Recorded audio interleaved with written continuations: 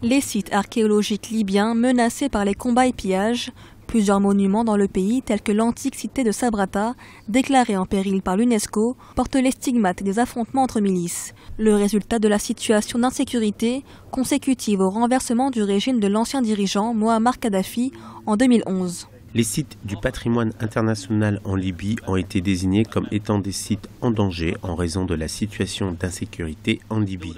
Un pays en guerre verra ses artefacts historiques également figurer sur la liste des sites en danger.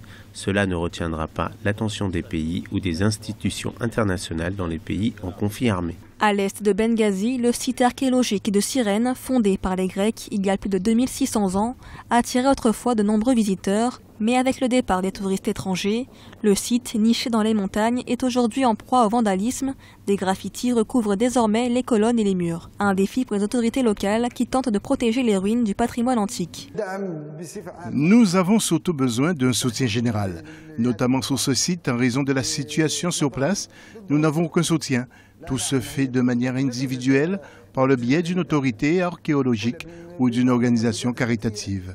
La Libye abrite 5 des 1092 sites classés au patrimoine mondial de l'UNESCO. Les sites incluent les ruines de la ville romaine de Leptis Magna et de Sabrata, célèbre pour son amphithéâtre. Les archéologues tentent désormais de rénover des tombes anciennes situées dans la vieille ville libyenne datant de l'époque romaine. Elles font partie des découvertes les plus anciennes du pays.